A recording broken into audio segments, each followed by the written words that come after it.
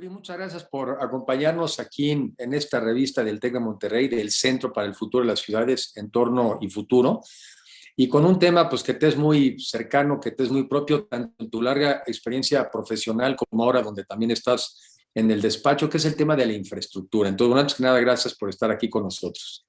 No, hombre, al contrario, Enrique, muchas gracias a ti. Realmente poder tener el privilegio de platicar contigo, como te lo he dicho, uno de los mejores funcionarios públicos que ha tenido nuestro país, pero sobre todo de los que más conocimiento, me atrevo a decir, el que más conocimiento, porque contigo he trabajado muy de la mano y he conocido a muchísimos servidores públicos de México y del mundo. Y siempre a la vanguardia, Enrique, y con una gran visión a futuro. Entonces, platicar contigo estos temas es una gran oportunidad y para el TEC de Monterrey, para el TEC, bueno, pues una institución de gran prestigio en nuestro país.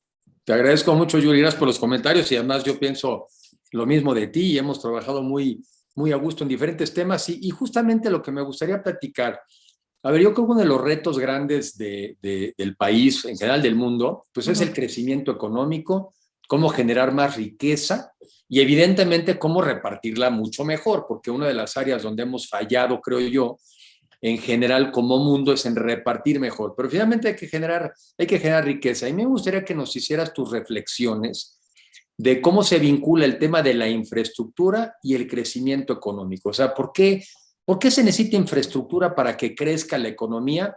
Y un poco ponernos varios de los ejemplos que te vengan a la mente de qué tipo de infraestructura, en qué áreas. Entonces, un poco el enfoque es infraestructura y crecimiento económico. Perfecto. Bueno, entrando, infraestructura es invertir en el desarrollo social y, por supuesto, económico. Si no hay desarrollo social, si no hay desarrollo económico, pues el crecimiento económico de nada sirve. Como tú bien lo mencionaste, tiene que ser un desarrollo social y con la infraestructura al invertir se permite esto. ¿Y por qué? Porque me refiero que la infraestructura es una necesidad hoy en día vital. Y al decir que es vital, es porque es la carretera, el tren, el avión que te llevan al hospital en un momento en el que tú lo necesitas. Pero también es el que te permite que te lleguen los medicamentos, el que te permite que te lleguen los alimentos, es tener obras hidráulicas para tomar agua potable, es convertir una zona atractiva para la inversión. El desarrollo de infraestructura, por supuesto, que constituye una condición básica para mejorar la competitividad de las empresas, aumentar la productividad del país, generar más y mejores empleos y alcanzar mayores niveles de bienestar social y reducir las diferencias entre las regiones. Está visto que hay países en donde cuando la infraestructura ha sacado al país adelante, ¿por qué? Porque se llegan a invertir en esta zona, se generan empleos y entonces se propicia esta igualdad. Tenemos la diferencia entre México en el norte, con una vasta infraestructura, el sureste por su orografía, que luego lo veremos, con una orografía muy difícil, con temas meteorológicos también complicados, en donde la gente se encuentra más aislada de una comunidad a la otra, que no ha permitido que haya una gran inversión en infraestructura. Entonces, este es un claro ejemplo de que la infraestructura es un motor para el desarrollo económico. Y como dices, yo creo que lo puedes ver desde muchos lados. Por un lado es, no sé, necesitas que haya electricidad y que haya agua para que pueda haber inversiones, ¿no? Porque si no hay acceso a la electricidad y no hay acceso a agua, pues no puedes construir una fábrica. Pero también ya después dijiste, ¿no? Si no existen carreteras o aeropuertos para que te lleguen los medicamentos, pues no te van a llegar, ¿no? Y luego este tema que también hoy en día también cada vez más obvio, que es este otro tipo de infraestructura que son las telecomunicaciones, ¿no? Que no estás mandando un bien físico, pero estás mandando datos, ¿no? Exactamente. Y que para efectos prácticos del mundo de hoy. O sea que, digamos, son muchos tipos de infraestructura. ¿Cómo estamos en ese tema de tu experiencia? ¿Cómo está en México en desarrollo de infraestructura, en inversión de desarrollo de infraestructura con respecto a otros países? Y quizá por temas, pero ¿cómo está en general el desarrollo de la infraestructura en nuestro país? Mira, te voy a platicar. Hay diferentes tipos de infraestructura, como tú bien lo acabas de decir, la energética, que ahí vemos todo el tema de la electricidad, los hidrocarburos, las energías renovables, ese es un sector. Hay otro sector que es la energía la infraestructura hidráulica, la cual pues es vital, ¿no? Y que muy poco se le invierte. Ahorita estaba viendo el programa de infraestructura del gobierno de Estados Unidos. Realmente van a tener una inversión histórica en el aspecto de obras hidráulicas de agua, que es muy necesaria esa infraestructura.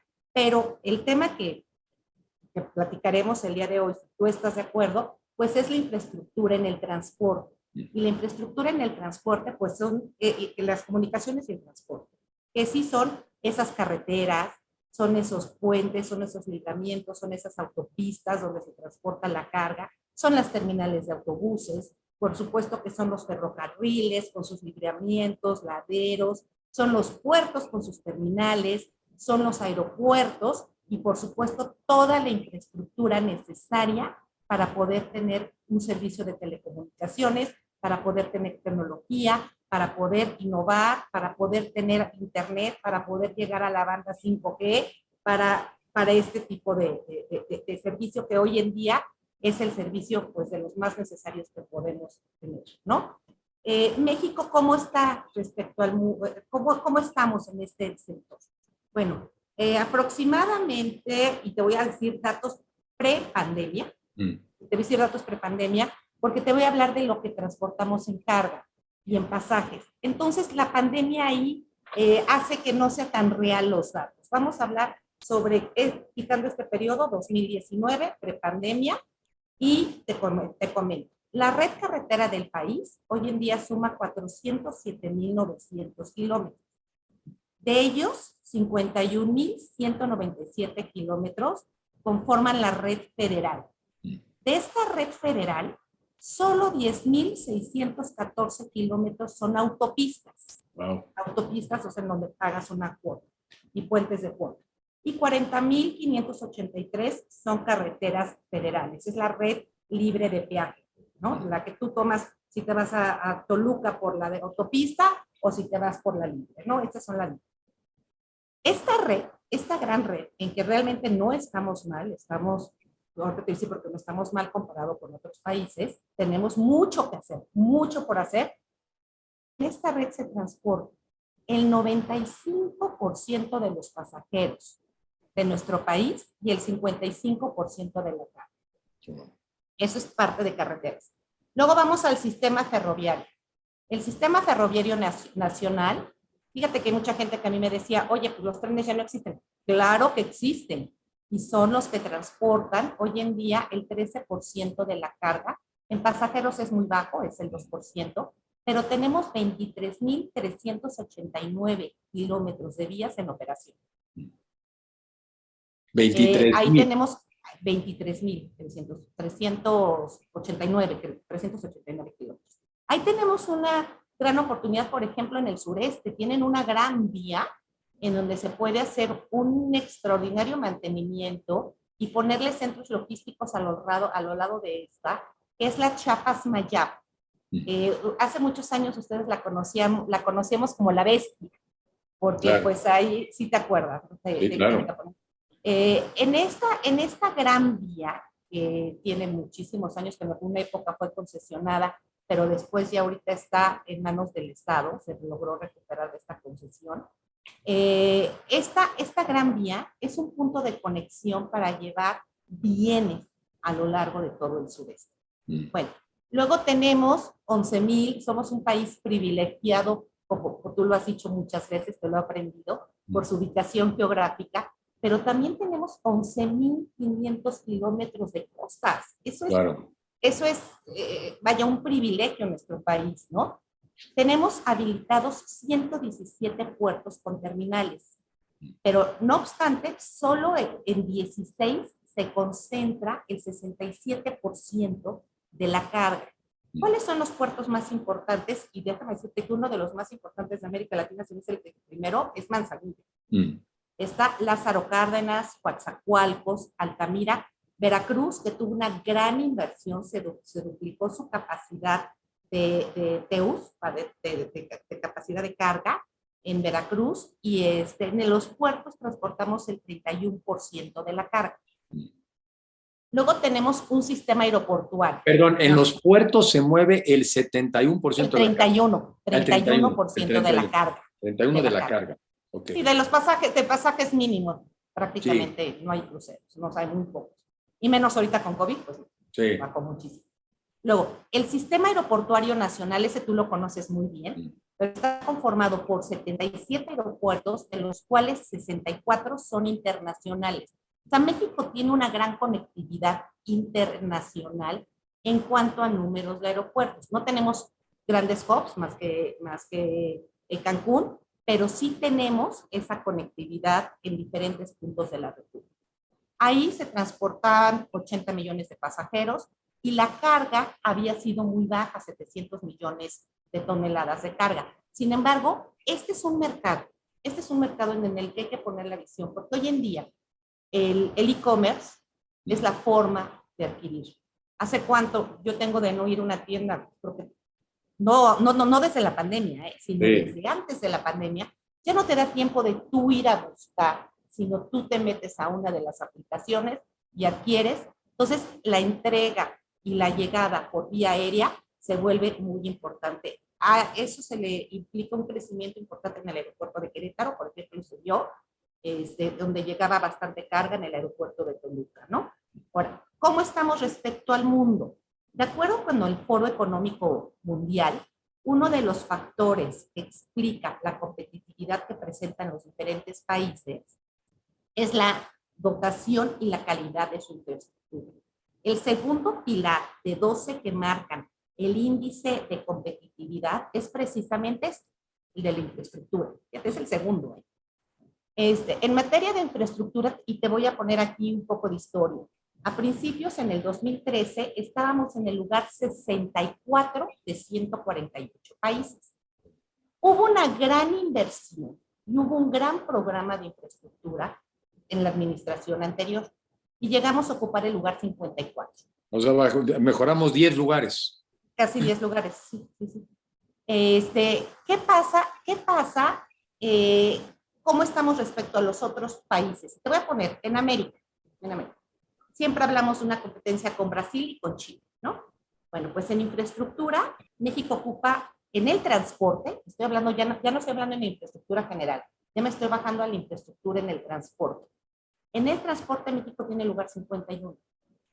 Brasil tiene lugar 85. Wow. Chile está muy cerca de nosotros con el lugar 54. Entonces tú ahí lo oyes bonito, oye, pues 51 no soy tan mal de 148 países, estoy abajo de la... Pero cuando te comparas con un país, con una población similar a la nuestra, como es Japón, pues Japón ocupa el lugar 4.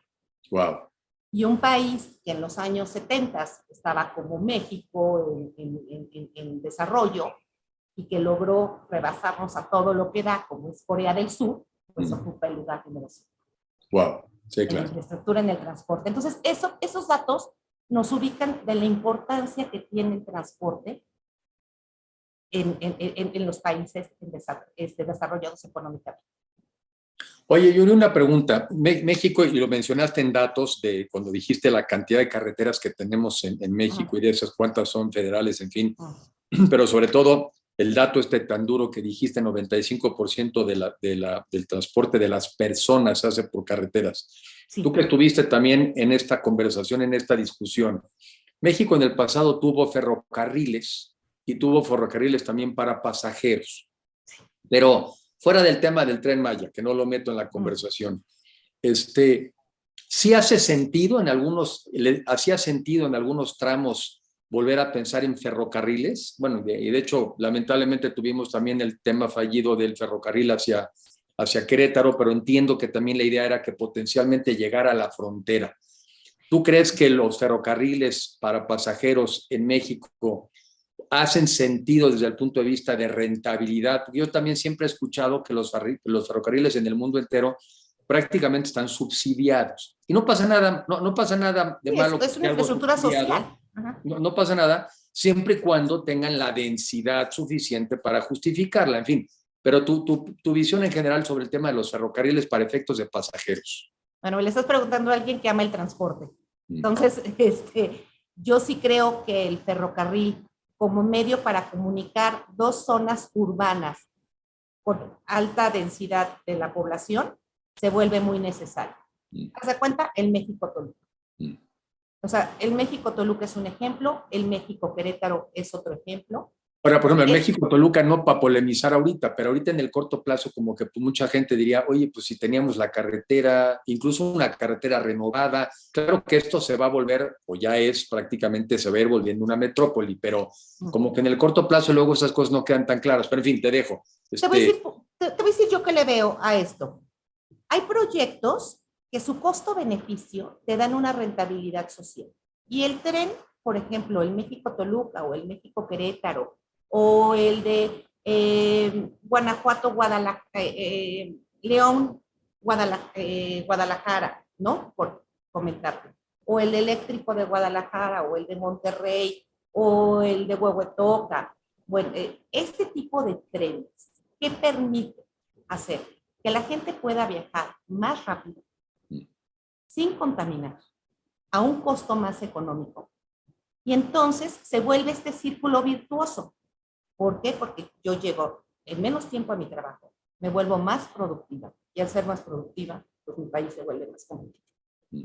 Entonces, es este círculo virtuoso que se da en los trenes, en ciertos trenes, partiendo de unos análisis muy profundos de cuánta población lo podría utilizar. La carretera a Toluca es una carretera que siempre está congestionada.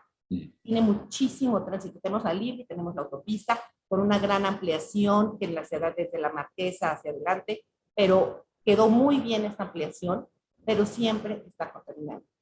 Es más proclive a los accidentes una carretera que un tren. Es menos amigable con el medio ambiente.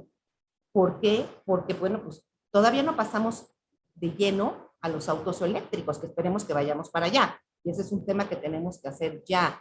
En el programa este de Estados Unidos están invirtiendo 7.500 millones de dólares solamente para estaciones para conectar coches eléctricos a los coches eléctricos. Bueno, pero los trenes tienen esa ventaja para comunicar a mucha gente de manera rápida y eficiente.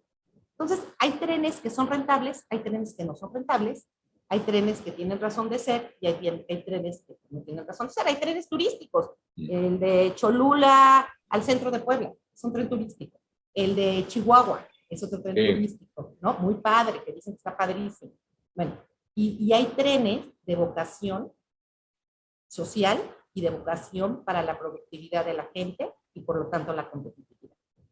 Y como dices, ahorita regresando a los números que mencionaste, pues sí, a veces parecería que México 54 de 148 no está tan mal, sí, pero los países que han generado desarrollo y crecimiento económico, supongo que España también ha de estar dentro de los más, sí, ¿no? En términos de densidad, ¿no? Está muy bien. Ajá. Han crecido de manera francamente espectacular y la infraestructura se necesita. Ahora, hemos tenido, en la parte, digamos, de puertos, yo también conocí algo, vi la parte del puerto de Manzanillo, bueno, Manzanillo lo conozco bien, pero iba a decir el de Veracruz, que también, como bien señalaste, prácticamente se duplicó en tamaño. ¿Qué oyes tú del tema de puertos? Ahora ahí sí ya post-pandemia, en donde parecería ser que hay todo un congestionamiento, cuellos de botella. No sé si es porque de repente la gente empezó a demandar más cosas de las que antes demandaba, si empezó a demandar más computadoras o más celulares, o es que también te estás encontrando menos gente trabajando en los puertos, pero en los puertos parece que se han vuelto un problema, por lo menos en el corto plazo. ¿Tú ves que los puertos mexicanos tengan posibilidades de ser complementarios de los puertos de los Estados Unidos? Que algunos de ellos están como muy congestionados. Por supuesto que sí, pero para eso, pues, ¿qué requerimos en los puertos mexicanos, no? Unas políticas adecuadas, porque si no tenemos políticas adecuadas, pues de nada sirve.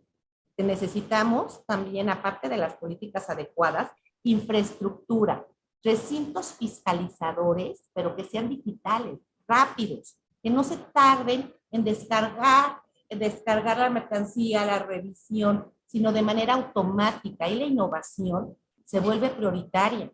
Gente muy profesional, que la gente, los puertos sean un recinto fácil, logístico y con salidas multimodales que vayan hacia diferentes partes.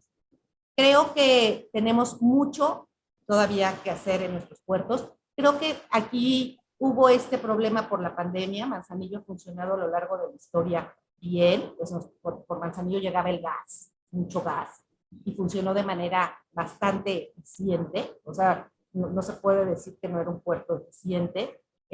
Tuxpan, con la parte de hidrocarburos, también funcionó bien, Lázaro Cárdenas también. Y ahorita yo creo que estamos en ese momento en el que hay que invertir en tecnología. ¿Para qué? Para que la revisión de lo que viene dentro de los buques sea más expedita y pueda salir rápido la mercancía. Estás tú también ahora, digo, lo has sido antes, pero estás tú ahora trabajando en un despacho, en una firma de abogados. Sí. Y me parece que además de los temas de infraestructura, de los temas de ingeniería, pues hay un tema básico que es la certeza jurídica. Totalmente. ¿No? Y el tema que yo veo es que cuando existe pues, incertidumbre, pues pudiera ser que muchas inversiones tengan sentido, pero ante la incertidumbre, pues el riesgo es mayor y al subir el riesgo, pues entonces la gente o es más caro fondear esos proyectos o simplemente no se llevan a cabo. ¿Qué estás tú viendo en este mundo de... ¿Tú estás viendo que existe un deseo de invertir en el país, pero quizá algunas cosas se están deteniendo por la incertidumbre o no, las inversiones están llegando bien? ¿Tú qué estás viendo desde el ángulo de los negocios y el tema de la certeza jurídica? ¿Qué pregunta tan difícil me estás haciendo? No, pero es muy importante porque podemos... Retadora. A ver, yo sí creo que el tema energético es, porque pues el tema, por ejemplo, energético con los cambios que hubo en los organismos autónomos y demás, pues están deteniendo la inversión y también porque el propio gobierno trae una política diferente. Entonces, al traer una política diferente, en donde ya no se busca tanto la inversión privada, bueno, pues entonces hay un cierto desplegamiento, ¿no? Una cierta... pues se van haciendo para atrás, ¿no? ¿Qué buscan las grandes clientes de nuestra firma? Pues siempre buscan eso, una certeza jurídica, reglas claras, que se respeten los contratos desde un inicio, que tengan que tengan la certeza de que ese contrato que firmaron hace 5 años o hace 10 años va a ser respetado en 10 años más si la vigencia del contrato es larga. México es uno de los países que más acuerdos y tratados internacionales tienen. Me refiero a acuerdos porque tenemos desde los bilaterales y los tratados comerciales que tenemos. Ahí tenemos reglas muy claras y creo que el país, México, debe de centrarse en defender estas reglas claras. ¿Para qué? Para que pueda llegar más gente a invertir a nuestro país. Si lo que queremos es generar empleos, si lo que queremos es que haya productividad, si lo que queremos es que las empresas que ahorita, por el tema que está habiendo entre China y Estados Unidos, se reubiquen aquí en México, porque el tema de manufactura puede ser muy atractivo por la ubicación privilegiada de México y porque somos vecinos del principal consumidor del mundo. O sea, ¿qué país es vecino del principal consumidor del mundo? México y Canadá. No hay de otros. Esa es una maravilla. Tenemos sí que tener esa certeza pública. Sí, pues, o sea, tiene razón. Yo viendo la infraestructura la ves de dos lados. Cuando estás, primero es como un insumo necesario para que una economía se desarrolle. Es un insumo necesario para que lleguen fábricas a instalarse, para que lleguen por ejemplo, naves industriales a instalarse. O sea, necesita haber infraestructura. En sí misma, la construcción de infraestructura en sí misma es actividad económica, ¿no? En sí misma son recursos, en sí mismos necesitas acero, necesitas cemento y necesitas gente. O sea, en sí misma la infraestructura es por sí mismo un negocio, una actividad, pero también es un elemento indispensable para que se desarrollen otros negocios. Pero como muchos de ellos son inversiones de largo plazo, ¿no? Pensemos en un aeropuerto, un ferrocarril, una nave industrial, una inversión energética, pues sí, tú no vas a verlos, no se va a concretar como un buen negocio hasta que haya pasado mucho tiempo. Y por lo mismo son negocios que requieren tener certeza de que se va a respetar las reglas del juego durante mucho tiempo. Hay negocios que quizá tienen un retorno más rápido, más corto plazo, ¿no? No importa qué pase en 4 años, en 2 años recuperé mi inversión e hice dinero. Entonces ya. Claro. Pero los negocios de infraestructura normalmente son de largo plazo y por eso exigen más certeza, ¿no? Y luego también es muy difícil que se juzguen ciertas reglas del juego 20 años después y parecieran ser que se dieron muchos beneficios y que se dieron muchas concesiones. Pero pues es que también en cada momento se exige que des ciertas características a la inversión para atraerla, ¿no? Estamos compitiendo contra el mundo por inversiones. Así es. O sea, México Así es un país muy bonito, muy atractivo, sí estamos al lado de los Estados Unidos, pero no somos el único país en el mundo, entonces también compites por esas inversiones y creo que una manera de competir pues es certeza jurídica. Me imagino que, como bien señalas, es lo que muchos de tus clientes más quieren entender, ¿no? ¿Cuáles son las reglas del juego que se aplican y se aplicarán en México? Baker McKenzie es una firma en donde hay grandes empresas de clientes, muchas creen, muchas de ellas, o sea, confían y creen en México y están cerca de México, y otras pues en otros países, vaya. Pero a nivel global, hablando de certeza jurídica, esta se debe de dar en cualquier país. Lo mismo le exigen en China, que en Francia, que en Reino Unido, que en México. Certeza jurídica. ¿Por qué? Porque si no hay certeza jurídica, porque inversión, los bancos no me van a financiar. ¿Cómo me va a dar un financiamiento un banco? Y aquí te quiero poner un ejemplo que tú dijiste de largo plazo, y es el puerto de Shenzhen en China. Ese puerto, primero le hicieron una gran infraestructura, pero cuando China se abrió el mercado internacional, entonces tuvieron una gran visión. Pusieron gran infraestructura multimodal, porque de nada me sirve tener un puerto si no tengo una carretera junto, o si no tengo un tren junto, o un aeropuerto junto, que pueda darme esa variedad de la multimodalidad.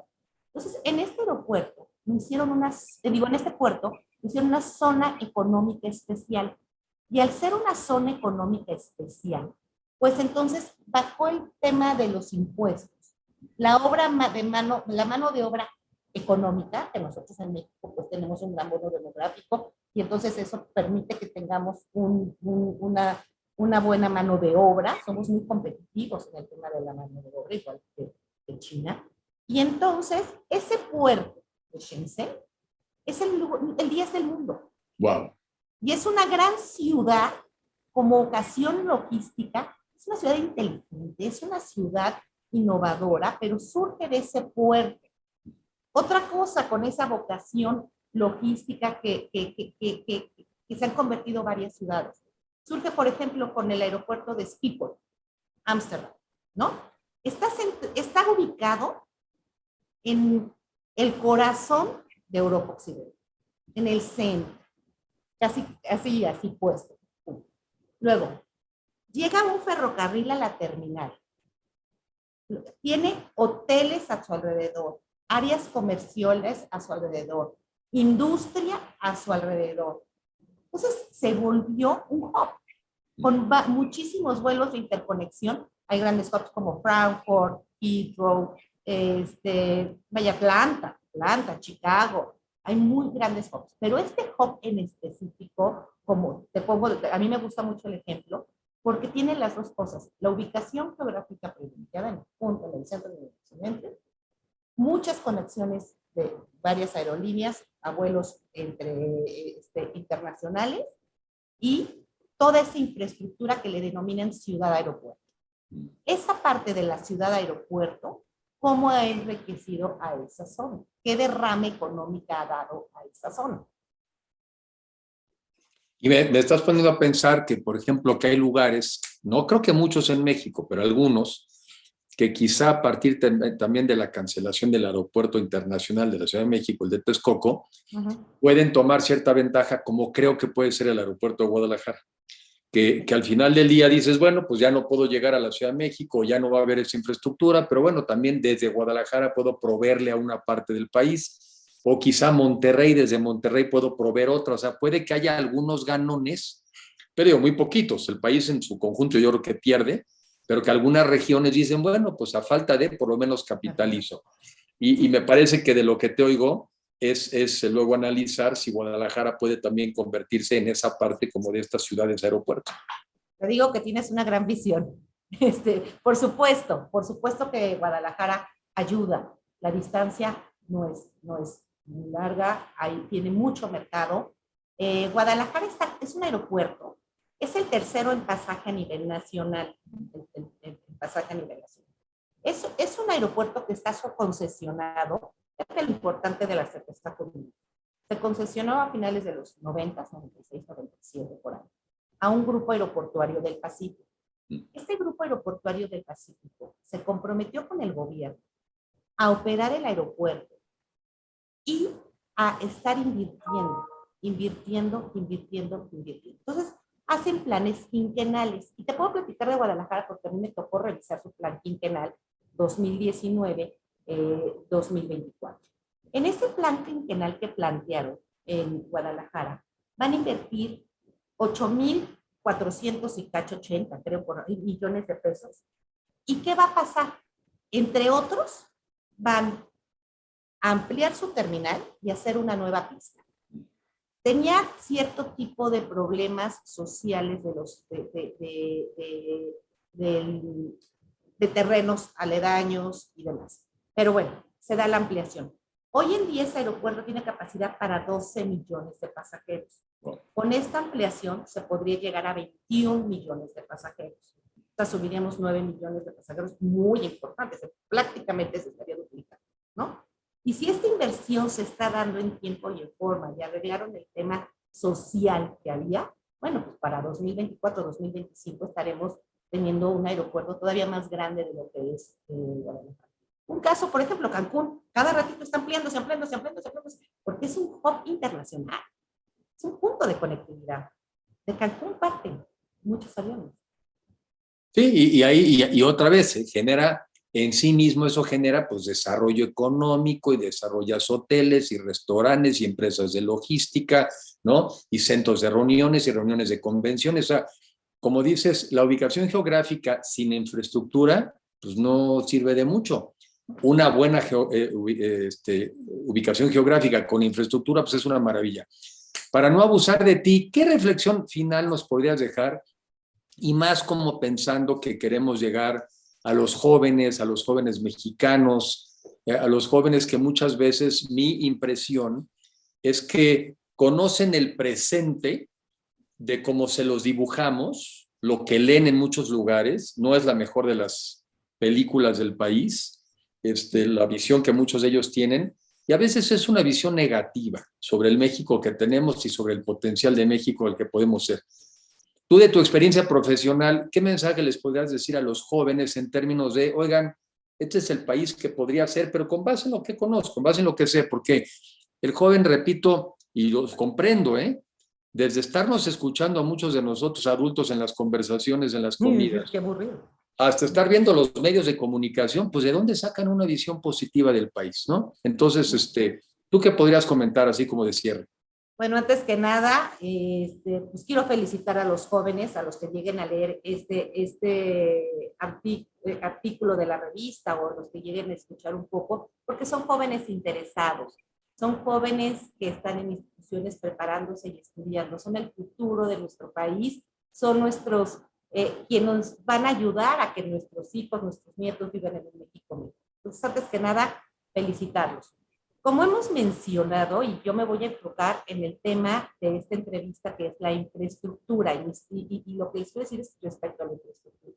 Una infraestructura que sea suficiente, sustentable, que no se nos olvide este tema jamás, que lo tengamos aquí siempre en nuestra mente, rentable y de calidad, es un factor indispensable para elevar la vida y las condiciones de todos los mexicanos, la tuya propia. Si tú haces infraestructura, tú vas a elevar tu calidad de vida y de mucha gente más. Es clave para aumentar la productividad del país y para generar más y mejores empleos.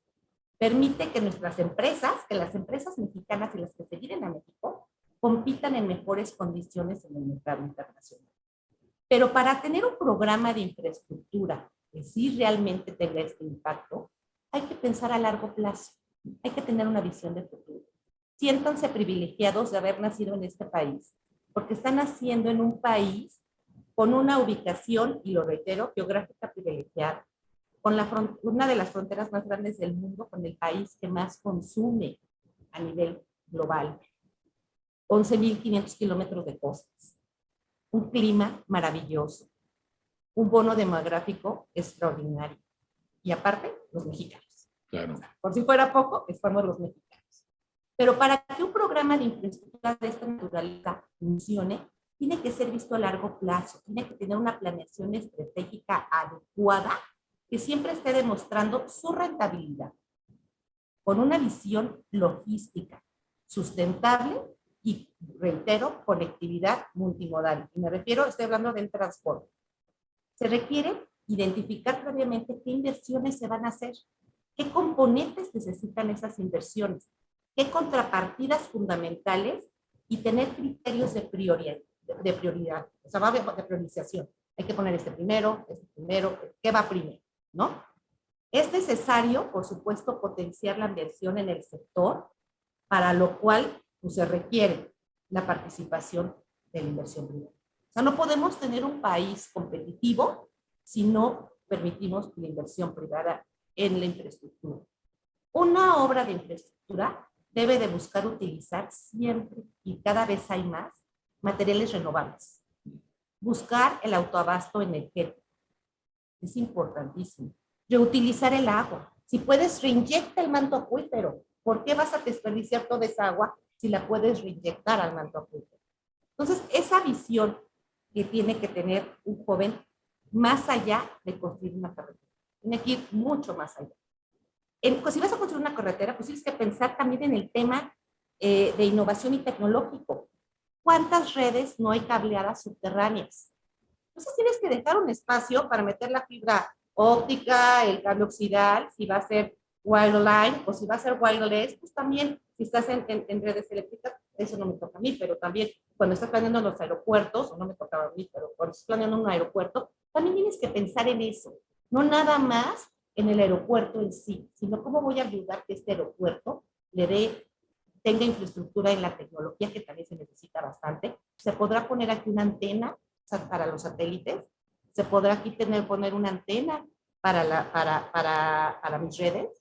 Entonces, por supuesto, y esto es creo que de lo más importante, una transparencia total. Una total transparencia, hacer públicos todos los concursos, siempre licitar, siempre tener estudios técnicos necesarios para los proyectos. No nos aventemos a hacer un proyecto sin un estudio técnico, un análisis de costo-beneficio. ¿Me conviene hacer este proyecto? Una supervisión total, siempre. Hay grandes innovaciones, como por ejemplo los robots, como por ejemplo los drones que te permiten supervisar en tiempo real, el BIM, las plataformas BIM, que te permiten que tú puedas darle seguimiento a una obra de manera permanente y la ejecución de los recursos. Son innovaciones tecnológicas que van muy de la mano con la infraestructura. Y creo que un permanente ejercicio de gobernanza. Un permanente ejercicio de gobernanza. Y para terminar, y gobernanza me refiero porque no puede ser una obra si no la socializas, si no hablas con la gente, si no hablas con la sociedad, si no tienes esa voluntad conjunta para hacer una obra, socializar el proyecto y hacer gobernanza. Y para último, quiero recomendarles, vamos a volvernos expertos. Hay que ser expertos, con especialistas en ciertas ingenierías, en tecnologías, en finanzas, por supuesto abogados. Hay muchas ramas que se necesitan del saber para hacer una obra de infraestructura, ya tanto en la planeación, como en el financiamiento, como en la ejecución, como en la puesta en la operación, como en la logística. Hay que volvernos expertos y que tengan su cargo la obligación de llevar una obra de infraestructura, siempre reúnase de la mejor gente, de expertos, especialistas, de gente que haya dedicado muchas horas de estudios. Siempre fomenten equipos de expertos. Y les recomiendo leer el caso de Corea. El caso de Corea es un caso que a quienes les llama la atención este tema de desarrollo social y crecimiento económico, junto con la infraestructura, es un caso muy importante. Y por supuesto darle seguimiento al programa de infraestructura del presidente Biden. Pues Yuri, muchas gracias por compartir con nosotros esta visión, esta esta visión sobre la importancia de la infraestructura para alcanzar el desarrollo y también estas últimas reflexiones de, pues al final del día, sí es un mundo más complejo y es un mundo que requiere de especialización y requiere de especialistas y requiere de expertos, y requiere muchas cosas también, como bien señalas, de transparencia, pero creo que al final del día muchos seguimos pensando que México es un gran país que tiene un enorme potencial, pero sí va a depender de cada uno de nosotros, pues que ese potencial se materialice y no se quede nada más como una mera expectativa. Entonces, bueno, pues gracias por tu tiempo. Gracias, Yuri.